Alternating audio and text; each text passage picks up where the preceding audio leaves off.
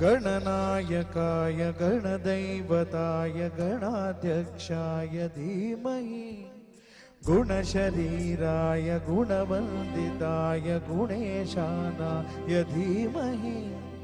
गुणाधीताय गुणाधीशाय गुणप्रविष्टाय धीमहि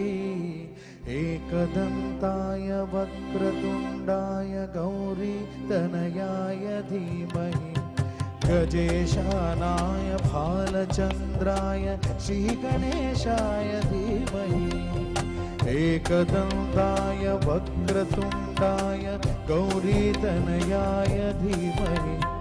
गजेशानाय भालचन्द्राय श्रीगणेशाय धीमहि